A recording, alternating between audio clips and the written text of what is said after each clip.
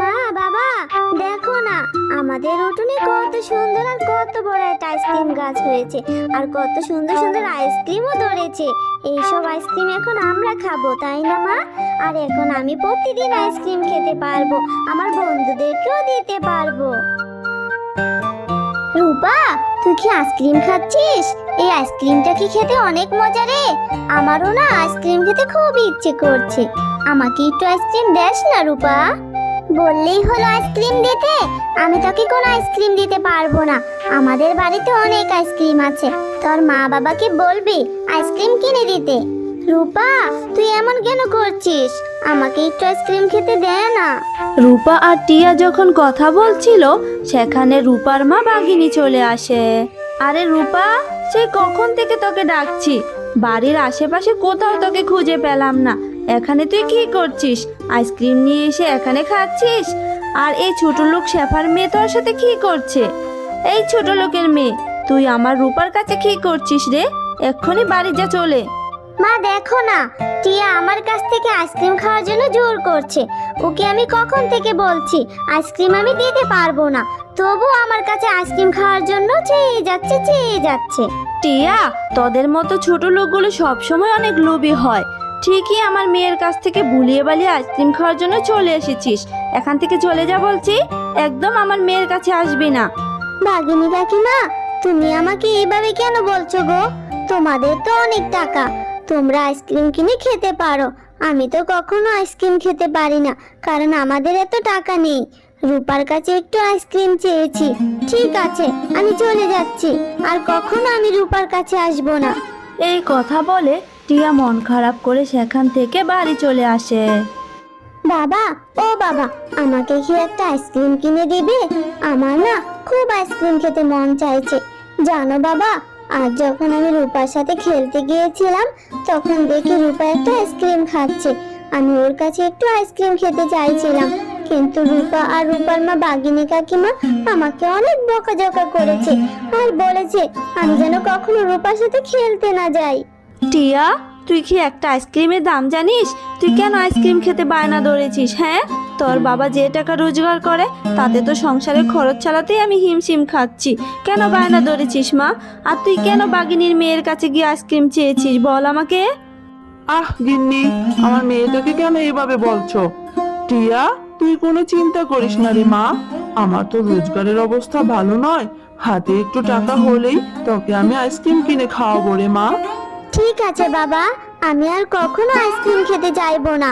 তোমার কাছে যখন টাকা হবে তুমি আমাকে তখনই আইসক্রিম কিনে দিবে।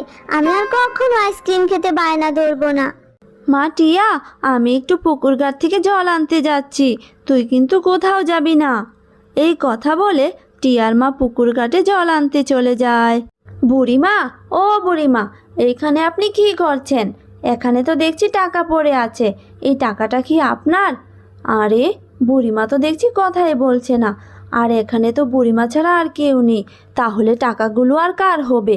বুড়িমা, ও বুড়িমা, আপনি এইদিকে তাকান তো দেখি, আপনি কথা বলছেন না কেন? আপনার টাকাটা তো নিয়ে নিন। কি আশ্চর্য ব্যাপার, বুড়িমা তো কোনো কথাই বলছে না। কি হলো, আমি তো কিছুই বুঝতে পারছি না। শেফা শিয়ালিনী, আমি এই টাকাটা রেখে তোমাকে পরীক্ষা করছিলাম। তোমার মনে সত্যিই কোনো লোভ নেই, তুমি অনেক সৎ, তাই আমি তোমাকে সাহায্য করতে চাই। তুমি বলো তোমার কি চাই, আমি তোমাকে সেটাই দিব। পরি, আমার তেমন কিছু চাওয়ার নেই গো। আমি যে এক হতভাগা মা, আমার মেয়েটা আমার কাছে একটা আইসক্রিম খেতে চাইছে। টাকার অভাবে আমি আমার মেয়েটাকে একটা আইসক্রিমও কিনে দিতে পারিনি। তোমার যদি কোনো কিছু দেওয়ার থাকে তাহলে আমাকে একটা আইসক্রিম দাও, যাতে করে আইসক্রিমটা আমার মেয়েকে দিয়ে আমার মেয়েকে খুশি করতে পারি। শেফা, তুমি সত্যিই অনেক ভালো, তুমি আর মন খারাপ করো না। এই নাও, এই চারাটা আমি তোমাকে দিচ্ছি, এটা বাড়িতে নিয়ে রোপণ করবে, আর পরের দিন দেখতে পারবে এই গাছটিতে অনেক আইসক্রিম ধরবে। সত্যি বলছো পরি? এই গাছটাতে আইসক্রিম ধরবে?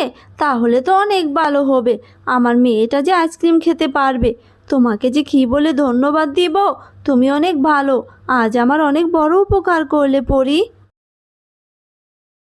তারপর শেফা শিয়ালিনী পরীর দেয়া চারাটি নিয়ে বাড়ির উঠোনে রোপণ করে দেয়। আরে গিন্নি, তুমি এখানে কি রোপণ করছো? আর এই চারাটা কিসের? কোথায় থেকে এনেছো?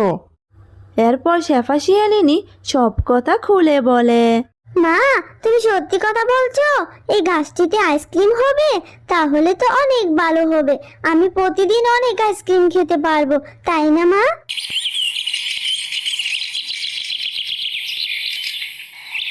পরের দিন সকালবেলা শেফা শিয়ালিনী ঘুম থেকে উঠে দেখে সেই চারা গাছ থেকে অনেক বড় একটা আইসক্রিম গাছ হয়েছে, আর সেই আইসক্রিম গাছে অনেক আইসক্রিমও ধরেছে। মা, বাবা, দেখো না, আমাদের উঠোনে কত সুন্দর আর কত বড় একটা আইসক্রিম গাছ হয়েছে, আর কত সুন্দর সুন্দর আইসক্রিমও ধরেছে। এইসব আইসক্রিম এখন আমরা খাবো, তাই না মা? আর এখন আমি প্রতিদিন আইসক্রিম খেতে পারবো, আমার বন্ধুদেরকেও দিতে পারবো। ওগো, এইবার মনে হয় সৃষ্টিকর্তা আমাদের উপর মুখ তুলে চেয়েছে। তোমাকে আর কষ্ট করতে হবে না। এখন থেকে তুমি এই আইসক্রিমগুলো বাজারে নিয়ে বিক্রি করবে, তাহলে দেখবে আমাদের সংসারটা খুব ভালো করে চলবে। তারপর থেকে মিসকে শিয়াল গাছ থেকে আইসক্রিম পেড়ে বাজারে নিয়ে বিক্রি করতে থাকে, আর এইভাবে তাদের সংসারটা সুখে কাটতে থাকে। আর তাদের এই আইসক্রিম গাছের কথা বাঘ আর বাঘিনীও জেনে যায়। ওগো, শুনেছ? আমাদের গ্রামে শেফা শিয়ালিনী নাকি এক জাদুকরি পরীর কাছ থেকে একটা চারা পেয়েছে, আর সেই চারাটি নাকি বড় হয়ে অনেক আইসক্রিম ধরেছে, আর মিসকে শিয়াল নাকি সেই আইসক্রিম বিক্রি করে অনেক ধনী হয়ে যাচ্ছে। তাই নাকি গিন্নি? এটা আবার কি করে সম্ভব? সত্যি যদি শেফা শিয়ালিনী সেই জাদুকরি চারা গাছ পেয়ে থাকে, তাহলে তুমিও ওই পুকুরের কাছে যাও। শেফা যেইভাবে চারা নিয়ে এসেছে, তুমিও সেইভাবে গিয়ে চারা নিয়ে আসো। তারপর বাঘিনী শেফা যেই পুকুর ঘাটে জল আনতে গিয়েছিল, বাঘিনীও সেখানে যায়। আরে, আমি তো শুনেছি শেফা নাকি শুধু টাকা দেখেছিল, কিন্তু এখানে তো দেখছি টাকার সাথে সোনার হাড়িও আছে।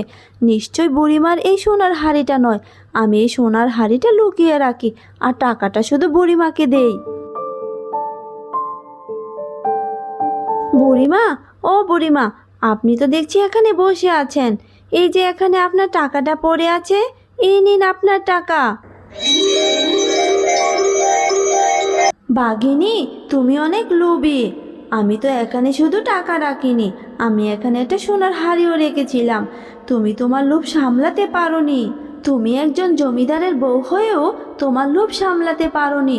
সামান্য আইসক্রিম গাছের জন্য তুমি এখানে চলে এসেছো। তাই তোমার এই লোভের জন্য তোমাকে শাস্তি পেতেই হবে। কারণ আমি যেমন সততার পুরস্কার দেই, তেমনি লোভের জন্য শাস্তিও দেই। এই নাও, আমি আমার জাদুর শক্তি দিয়ে তোমাকে গরিব বানিয়ে দিচ্ছি। এখন থেকে তুমি একজন গরিব পশু হয়ে গেছো। তোমাদের যে ধন সম্পদ বাড়ি গাড়ি ছিল, এখন আর কোনো কিছুই নেই। তোমার পরিবারের সবাই এখন থেকে গরিব হয়ে গেছে। পরি, তুমি আমাকে এই শাস্তি দিও না। দয়া করে আমাকে মাফ করে দাও। আমি ভুল করেছি পরি। আমি শেফা শিয়ালিনীর সামান্য আইসক্রিম গাছের লোভে এত কিছু করেছি। আমাকে মাফ করে দাও পরি, মাফ করে দাও। হ্যালো বন্ধুরা, গল্পটি ভালো লেগে থাকলে চ্যানেলটি সাবস্ক্রাইব করে দিও, আর পাশে থাকা বেল আইকনে প্রেস করে আমার পাশেই থেকো। ধন্যবাদ সবাইকে।